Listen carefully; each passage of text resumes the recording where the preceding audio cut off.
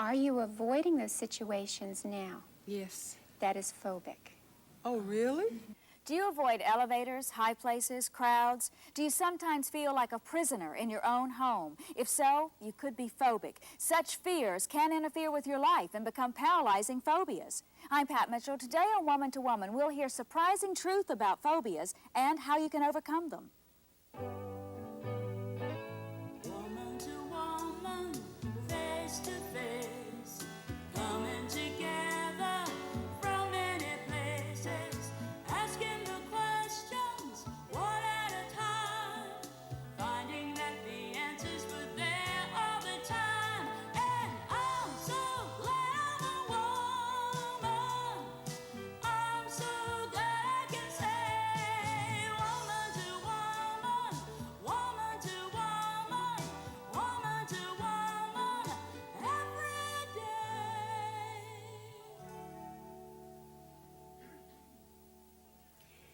Millions of Americans suffer from some sort of phobia or the other.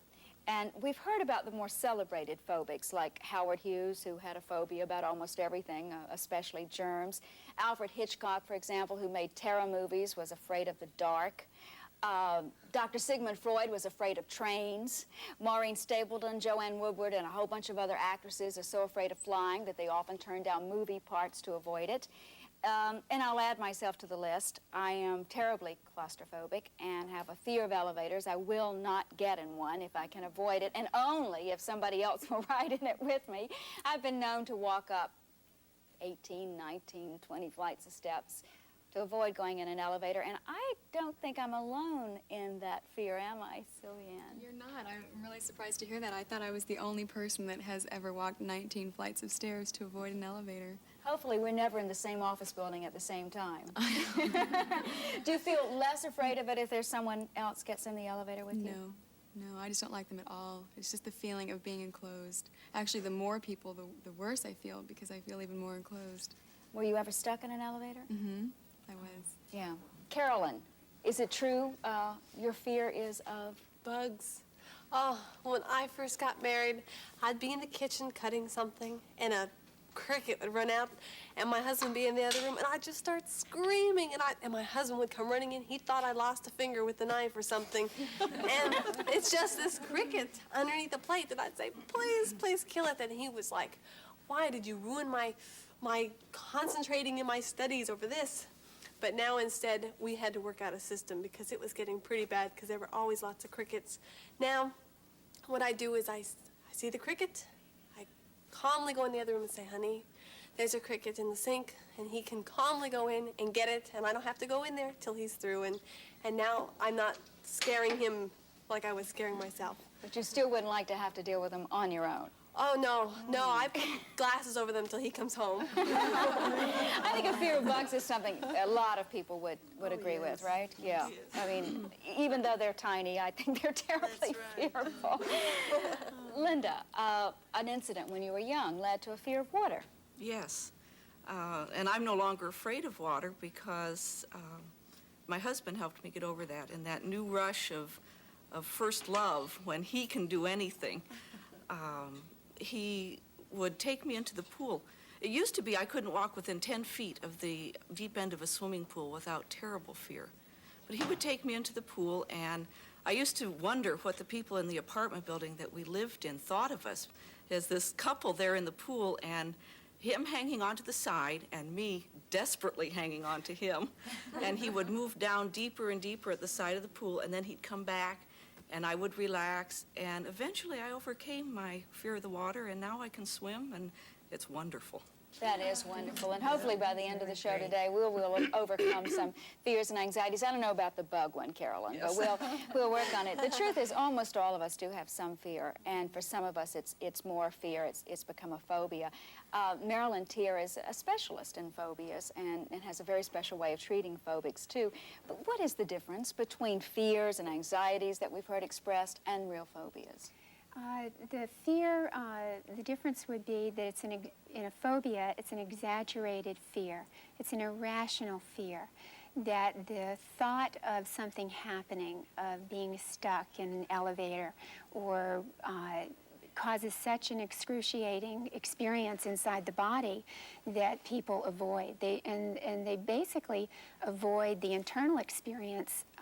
That's more important than the elevator as such, because if you didn't have a symptom, you wouldn't have the problem.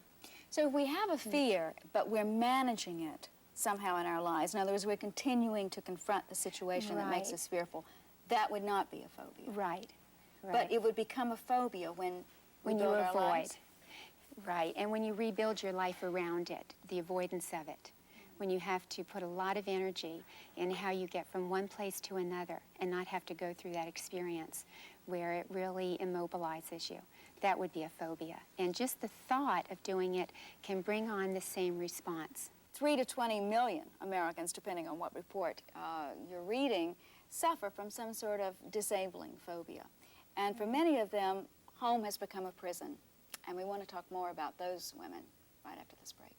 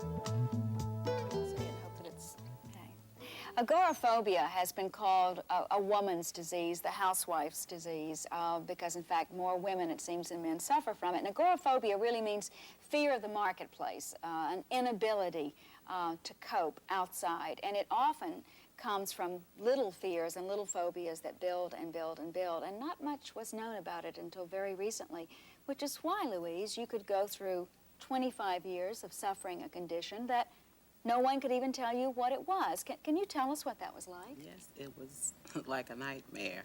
You'd go, the symptoms when it first happened, you just, like a fear, automatically, you know, just come over my body, and my heart get the pounding and racing, and I just didn't know what to do. I was so nervous, didn't know what to do. That was a panic attack, I found out later.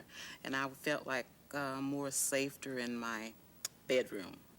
I lay down a lot. The bathroom is smaller, so I had more panic attacks in the bathroom. I couldn't get in the bathtub. I couldn't go out to the market. And my legs were like, you know how Jell-O shakes? That's the way my legs, and I have gotten so that I couldn't even walk. You know, when I'm like that, I have to lay down and shake them and, you know, get them to going. But I didn't know what was happening to my body. I thought about maybe menopause or something, or something's wrong, but it was really a terrible feeling. I couldn't do my marketing, anything. Standing in a line was just impossible. When you go outside, it's like you look up at the sky like I'm real small, you know, and the sirens and the sounds and things outside was louder to me than it actually should have been. When you went for help, and I'm sure you saw doctors during those 25 years, did anyone diagnose your condition as No. agoraphobic? No, they run all kinds of tests on me, and sometimes, well, my head feel like it was a hat on it most of the time. They treat me for sinus. I've taken a lot of medication that really I shouldn't have taken at all. Yeah. And then I had an experience with one doctor that just really got upset. You know, there's nothing wrong with you, you know. You just want to lay back and draw disability, you know. And so, I was in tears when I left his office, and I just felt to me that I was the only person like that. You know, everybody is going around doing their shopping and going out and having a ball, and I couldn't even come out of my bedroom. Not only were you made to feel alone, but you were made to feel there was something that you just weren't coping with. I think that Sandy can certainly understand that as well. Oh, I can. I'm just really taken by what you've said. Shall we show? Are you okay? It's hard to hear the pain that you have also been through, and Sandy went through the same kind of pain, Louise, that you did for many, many years, and I think with often the same reactions. You want to hold Marilyn's hand? We're both wired. It's okay. It's okay. This is the wire that counts. This is the connection that counts. It's this one right here. And you know something? This hand-holding is very critical in the kind of therapy that Marilyn does with agoraphobics. And why don't we go to the videotape that we did earlier with Sandy and Marilyn and show you how the treatment worked. Be back in a moment. Okay. Demons, nightmares, fears. We all have something we're afraid of. But for some people, these fears can control their lives. Last year, Sandy's fears took control of her life. When I first got my phobia, I felt panic. I felt unreal. It got to the point where it narrowed down to where I wouldn't leave the house. I know the neighbors didn't see me leave my home, and I was concerned for my family that they thought, well, that they didn't want their children to play with my children because something's wrong with Mommy. And I knew that I was mentally all right. There was just this thing going on with me that I didn't understand. Fortunately, therapist Marilyn Tier understood. Hi, Sandy. Since Sandy, like most other agoraphobics, cannot easily leave her home to get the needed treatment, Marilyn makes house calls to her patients and conducts therapy sessions in the comfort and perhaps most importantly, the security of their own home. How have things been? It's been a while since I saw you, and what's going on? Well, I had a bad experience going to the airport. Can you tell me about that, Sandy? Does it start before you even leave the house for the No, airport? it seems to start right at the airport. Just as soon as I pull up, and you could hear the sounds of the jets. People were late running for planes. Got a little caught up in that. Is something happening with you right now? Yeah. Okay, how are your hands feeling? Sweaty. Sweaty. The problem is a physical problem. I think so many people, say that, gee, I don't have a broken leg. If I only did, people would understand. And it's just as physical as having an ulcer or asthma. And so there really are painful physical components that go along with this. What Sandy and I plan to do this afternoon is I will follow her to the airport. And it seemed very comfortable to her that she did not have to have me in the car any longer. Before I met Marilyn, there was a great fear of getting in the car, and I learned to trust her. Agoraphobia would be like a generalized fear, and just the thought of leaving their home causes them many times to go into a panic attack. At this point right here is a little anticipation. getting rid of that feeling when I walk into the airport, anticipating something bad. I'm trying real hard not to think ahead. Seeing like word like terminal reminds me of cancer. And then there's the people coming and going.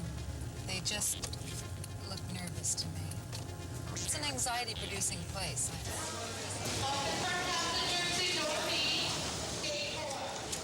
So you feeling any kind of discomfort at all? Just a little anxiety, not... I will be watching Sandy carefully as she goes through different experiences at the airport, as we enter the terminal, what that's going to be like for her.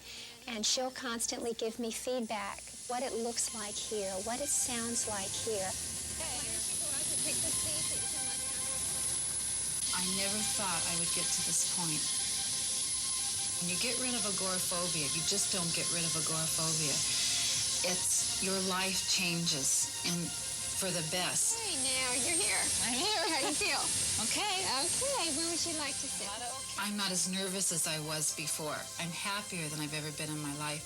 I mean, I never thought the world could be mine. All right, and you pick your favorite seat? I'm gonna sit here. Okay, great. Now where do you want me? How about here? Okay, good. Okay. Super. All right, so why don't you buckle up?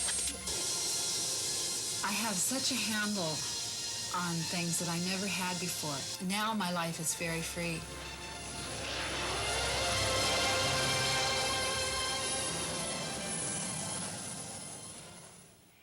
Oh, we're so glad you're able to do that, Sandy. I am too.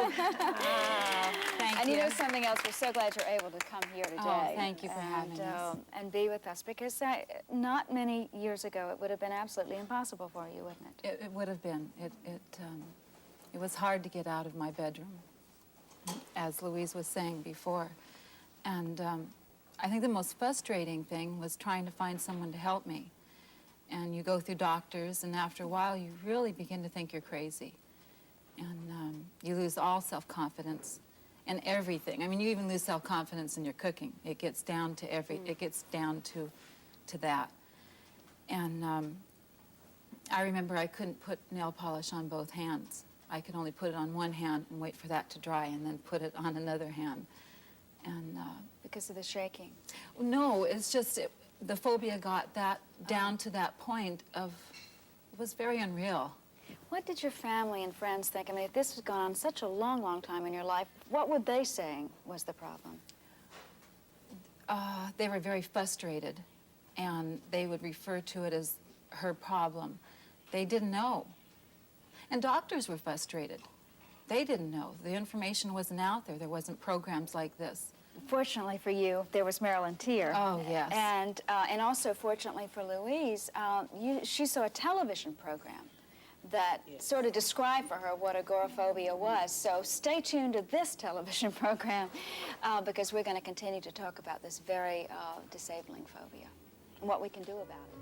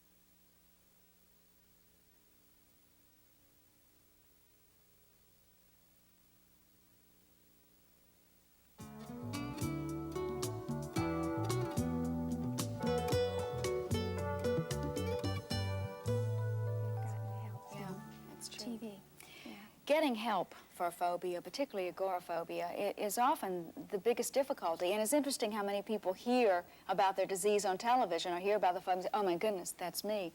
And as I said, for Sandy, it was finding Marilyn. Marilyn, in Sandy's instance, it was a physiological-based agoraphobia?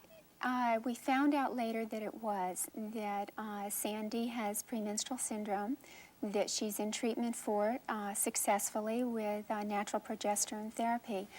But she reminded me that at the very first session that we had, I told her that I thought that there was some kind of chemical base to it.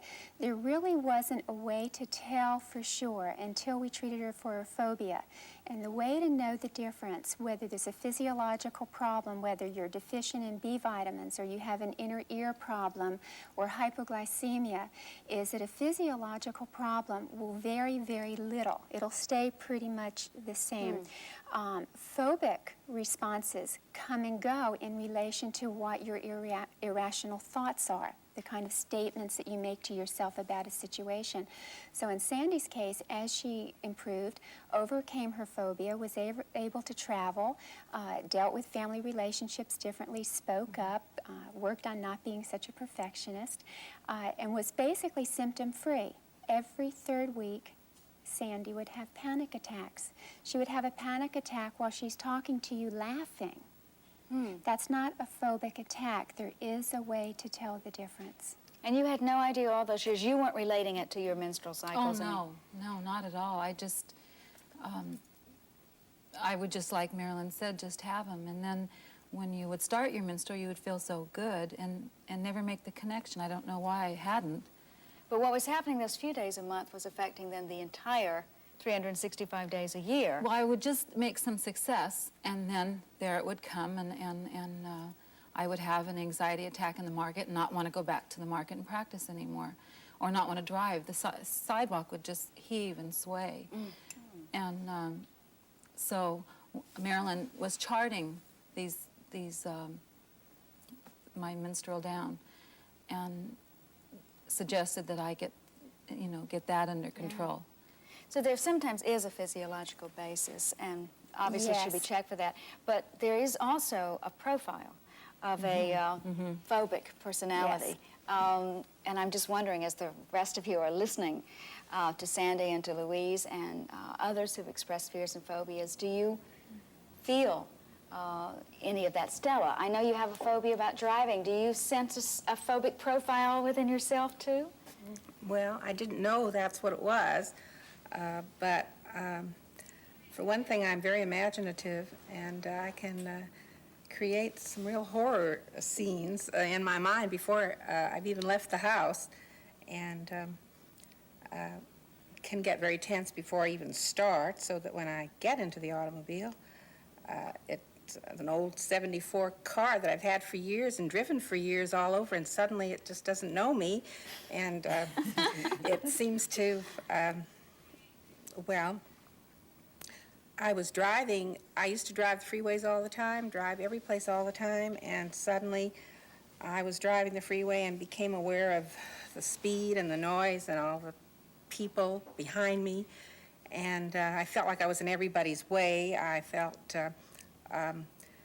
like the car sort of had a life of its own. It was accelerating. I didn't even feel like I was putting my foot on the gas, but it was just going faster and faster, and I decided there's got to be something wrong with the car. I was in a terrific hurry. I had the tablecloth and silverware and all the stuff for a shower in the back of my car, and everybody was waiting.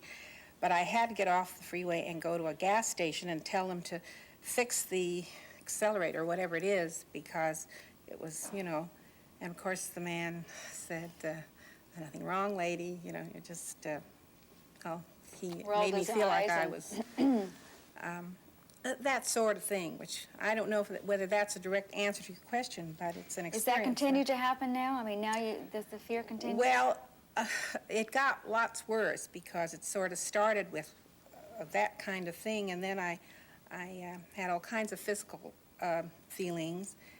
If it started to rain, I'd think, and I made wonderful excuses about why not to go on the freeway. You see a lot more when you're driving all the way, you know, to San Diego on Take the Surface scenic Street. route, even if it is 20 miles out of the way. Right, and, well, I don't feel alone in this group, but I certainly, and one of the worst things about it was that I come off as being a very, you know, under control person, and people just can't believe that there's something, so I felt very stupid about it. Now that's an interesting point. You see, you felt like you had to be in control all the time. Now I see all the head shaking. Let's talk about perfectionists. Sandy mentioned it. I think it's something you were alluding to, Stella. It's Pam. I get compulsive about things. Everything has to be done on that day that I make up in my mind. I don't know if I don't think it's to a phobia point, but I get, it's like my daughter's birthday. The dollhouse has to be done September 12th, not September 13th. I make these things up in my head, and every once in a while, I sort of sit back and go, okay, all I have to do today is put right foot down, and then the left foot, and then the right foot, and then the left foot. And when I can break it up past that step by step, all of a sudden puts everything in perspective. We don't have to have 17 kinds of cookies on the table for dessert. We can just sort of wing a box of Chip Ahoys out at the kids. I get the super mom thing that I think life is going so fast that I want it, everything to be perfect, sort of has to have a little bow tied around it. But when I sort of get introspective and think, this is Monday, I'm going to have a lot of Mondays in my life, and take things one at a time, all of a sudden I think, God, that was so silly of me. But How could I fortunately, you carry see, on? you're doing that. I mean, but that is the personality, isn't it, Marilyn? Yes, definitely. Being a pleaser. People that tend to have phobias are highly intelligent, I think above average, and highly creative, very visual. Great imagination and stuff. Yes. Pleaser, like a pleaser. Right, and it's just those visual images and the statements that people make to themselves about them that cause the physiological reaction in the body. So now everybody can say, well, at least we know we're intelligent. we're pleasers, above intelligent, and we're pleasers. But of course, you don't want to live with a phobia. And so when we come back, we'll talk more about how to recognize them and treat them.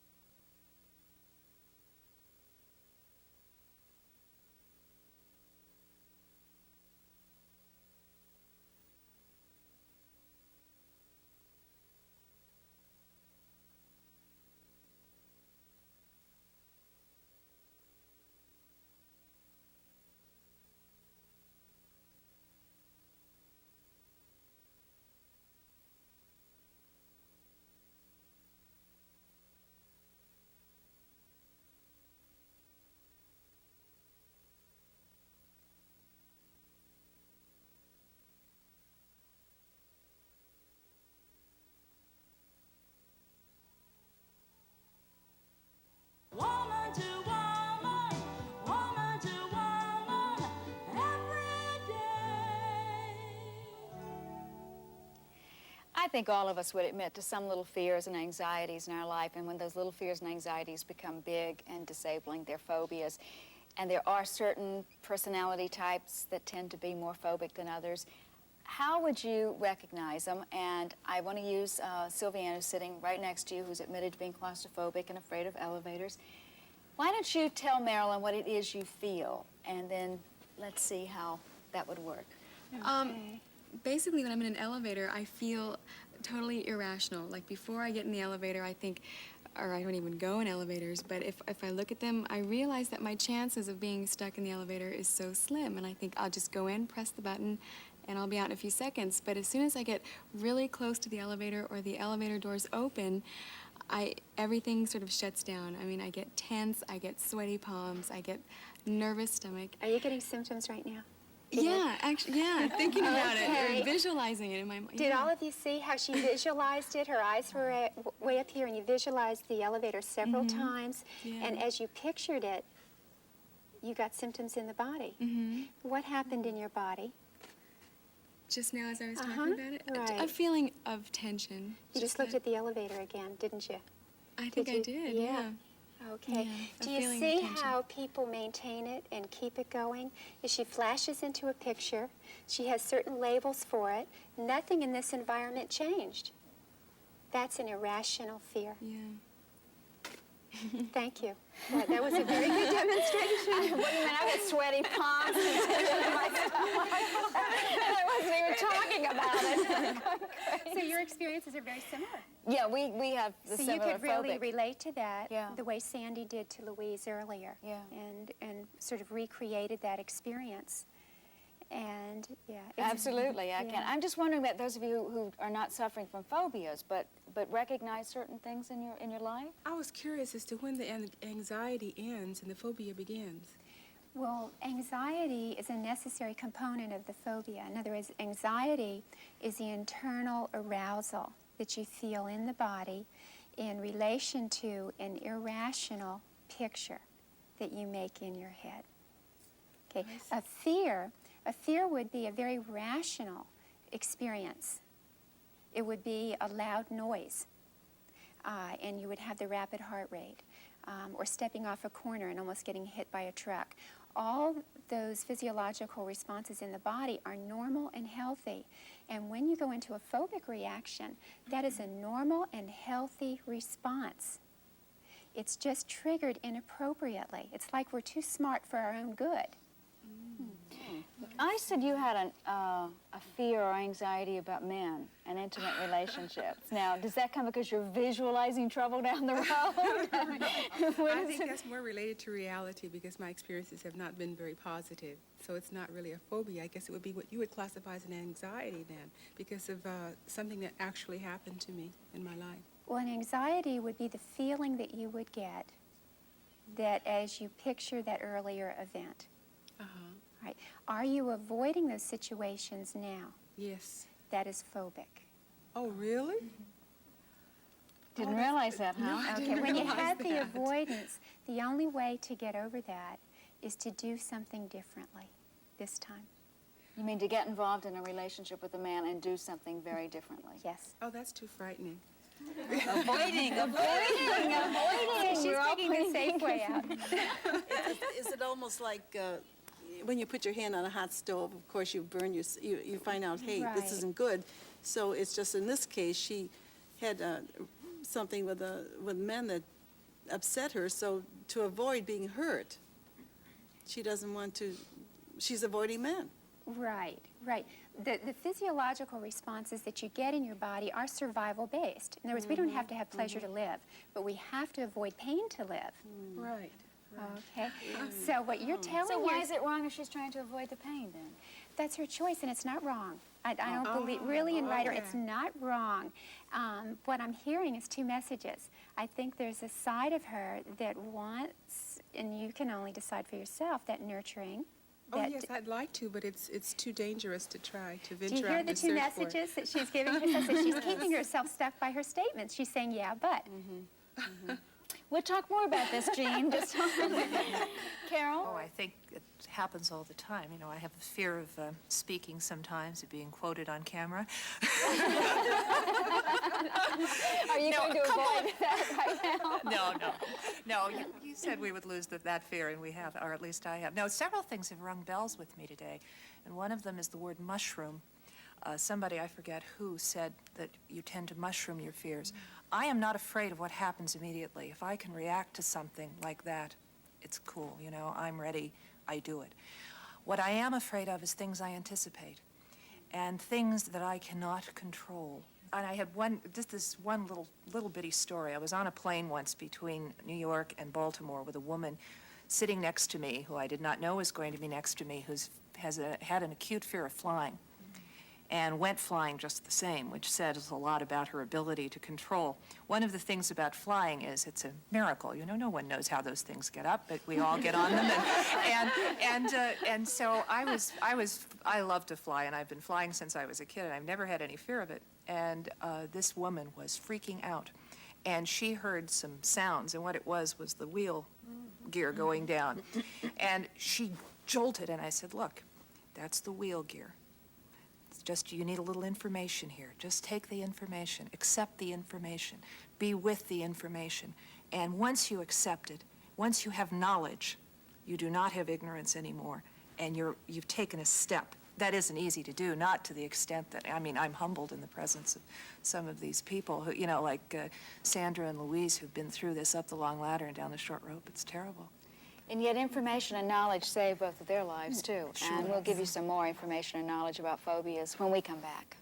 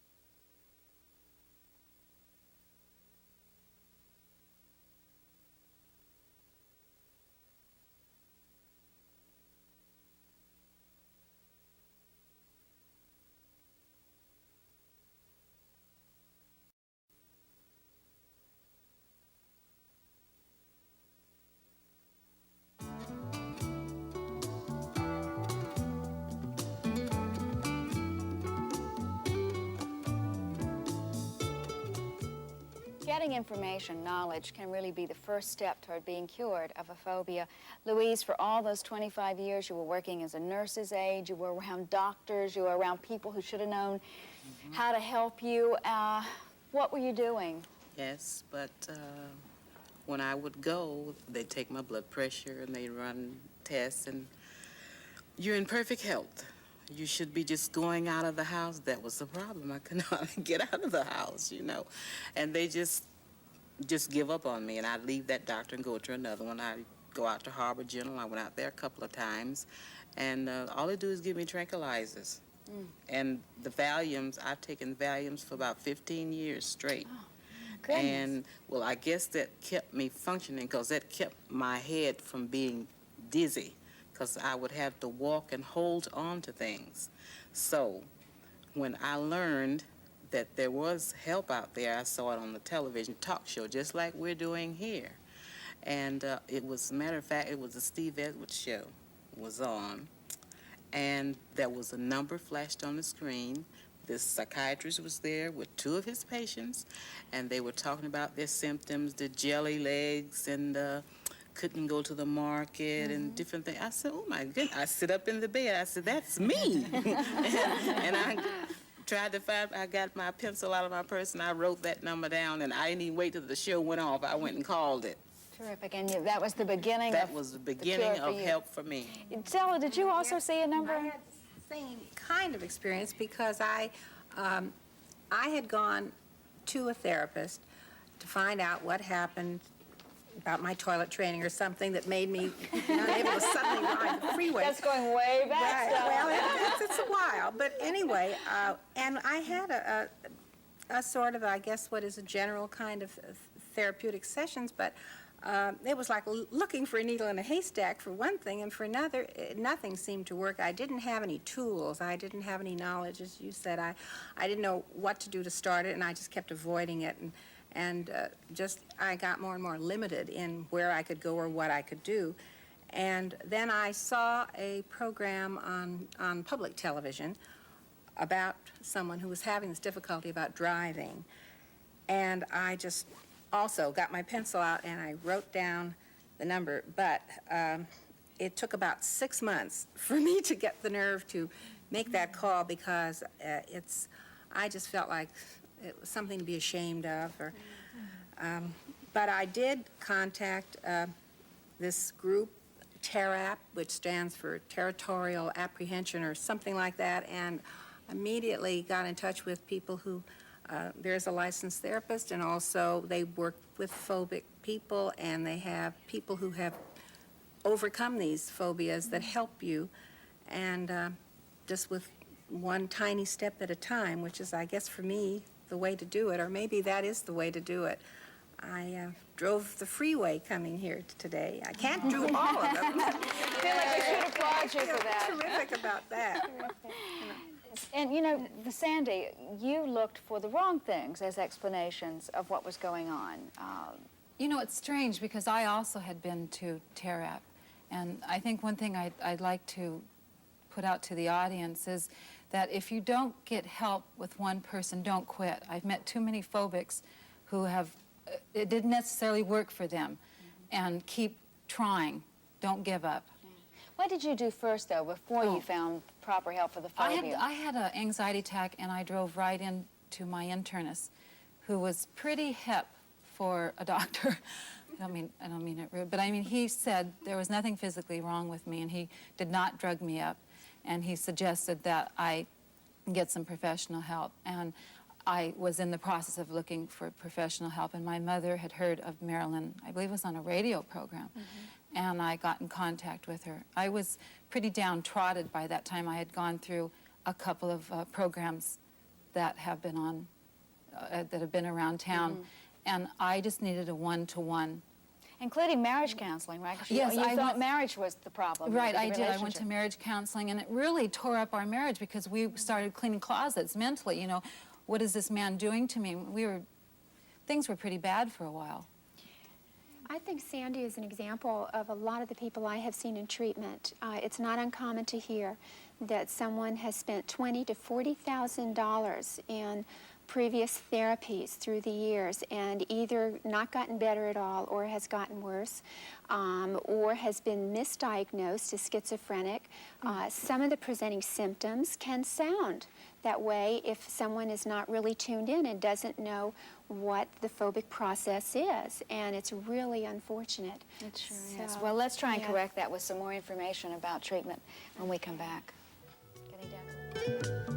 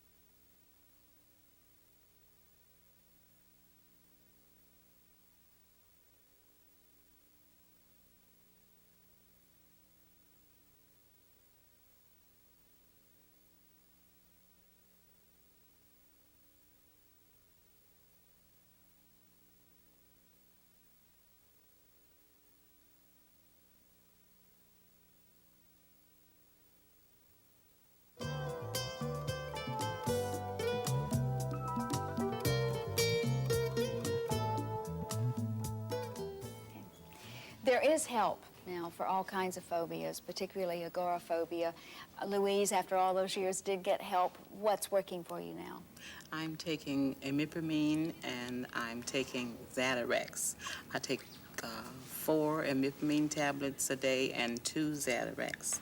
And that keeps me, I have no panic attacks, and I'm working 8 hours a day, 3 to 11. I can do everything that I couldn't do, like going to the market and different things. This medication keeps me calm down. I'm not, nervous or anything. I just feel wonderful. Fantastic.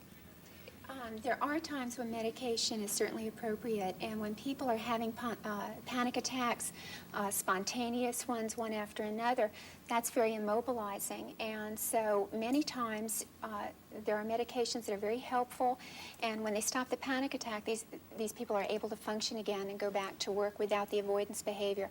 Also, there are many people that are not phobic but having panic attacks, and medication could certainly be helpful in that incident. And that you mentioned earlier, and we should mention again, sometimes there are inner ear disease, and sometimes food allergies, and sometimes PMS, as in Sandy's case. Now, how to go about making sure we're getting treated properly for all that? Okay, I think basically try to find treatment for your phobias. And when you are feeling successful, when you're getting out, you're doing more things, and those anxiety symptoms are being managed and you're finding periods of being quite comfortable. When you have a physiological problem, that's pretty stable and ongoing, and you will be able to know the difference. In the beginning, they're all scrambled together, and it's very difficult to separate that out. But it's important to look for a physical problem because there might be one. There might be, yes. And many times when you go to see your physician, he can't tell if it's a chicken or the egg because stress itself can reduce progesterone level in the case of PMS. Stress can reduce your B vitamins. It can wipe them right out. You have a hypoglycemic kind of reaction with the blood sugar level in your body. So many times it's very difficult when you test to find these things. But if you're doing well with your phobias and you're progressing and you've built your confidence back up and you'll know if it's chemical then. You'll be able to know. Now, Sylviane, you've been avoiding these elevators and walking those flights of stairs along with me. Are you going to keep avoiding this? Are you going to seek help? What? I've thought so long about seeking help, and one of the excuses that I had was the finances because therapy is really expensive. But I think sometimes when I think about it, deep inside, I have a slight fear of going to get help and still not being able to get over it, and then I'll feel like, what's after that? And this way I keep thinking, well, I'll try to take care of it myself, and if I can't take care of it myself, I'll go get help. But, if you do go through therapy and that doesn't work, then I'm not really sure where you turn. And I think I have that slight fear of going through therapy and perhaps that not helping me either. The TERAP group that I went to, though, has people get together in groups, and they have recovered phobic people who help you so you can take those first tiny steps and it's not so frightening. I have I guess I call him a field worker who was an agoraphobic and now drives with me once a week. We're using a map to map out the freeways, and he has not only gives me support but helps me recognize my symptoms when I start going up. We sort of count them 1 to 10. When I get up to 3 or 4, he reminds me what kind of techniques we've learned to bring them down so that I can handle them. And I think that's a very effective way because if you're doing it with someone who's been there, it's very comforting and you know that you can get better. Linda, you did it yourself with your husband's help, which probably doesn't happen often, but there's something good in that story. I was listening to the personality traits, and I was very much a pleaser, and I think wanting to please my husband was a big part in my recovery, and even being willing to get in the pool. And the other thing is that he would give in to my wishes, and if the panic became too strong for me, we just got out of the pool and we said, we'll try again. And that it was the trust and the security of having someone. I think the one-on-one was what worked. It didn't matter that I knew the cause of that particular phobia, because I did. I knew what caused it, and that didn't help at all. And in therapy, I had been through therapy on other areas, and that didn't help at all. But just pleasing your husband was Yes. enough impetus to Yes. do it. Speaking of husbands, what is this about a husband's sock? I did carry a sock with my husband's cologne on it. And what would happen, Marilyn suggested this, and I thought, oh, Lordy, if I go around sniffing this sock. But it works. When I would get into a symptom, I'd start getting anxious, I would take a whiff of this Old Spice, and it would just relax me and make me think of pleasant thoughts. And I also carry pictures around of myself when I was a child, and my mother suggested that. And I look at the picture and I say, you can do it. And maybe that's the message we leave everyone with today. Right, Marilyn? I think that would be an excellent one, yes. You can do it. You and can we do can. it. Yes. Because you're all here. We'll be right back.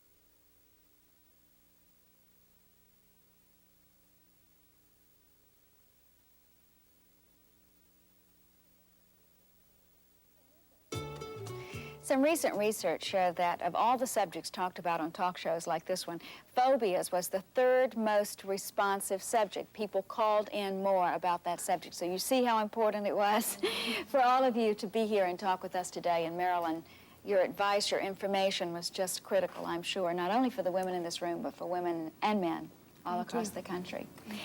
You know, phobias is a relatively new word in our language. It's only been in our language about 200 years, and it comes from a minor Greek god named Phobos, who was the son of Mars, and he was actually sent into battle to frighten the enemy. It might have been the first example of psychological warfare. And maybe it's time we wage some psychological warfare against the mythologies about phobias.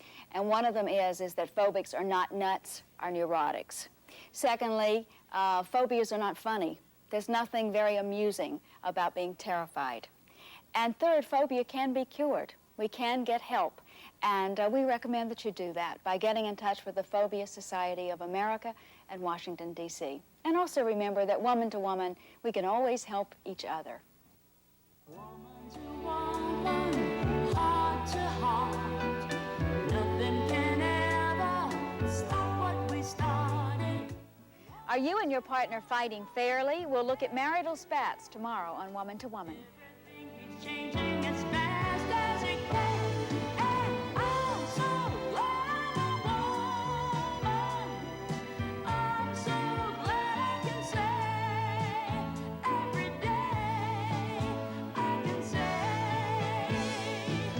woman to woman, woman to woman, woman to woman, every day woman to woman, woman to woman.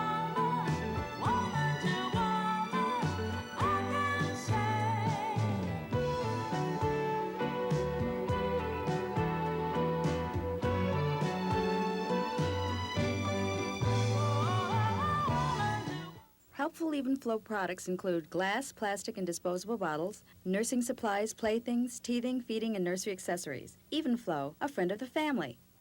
There's one paint that's right for every room in your home. It's True Test Easy Care Latex Flat Enamel, available exclusively at participating True Value hardware stores.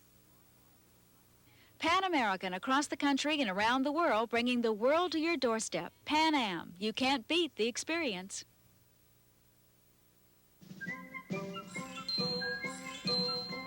Help keep America warm and beautiful.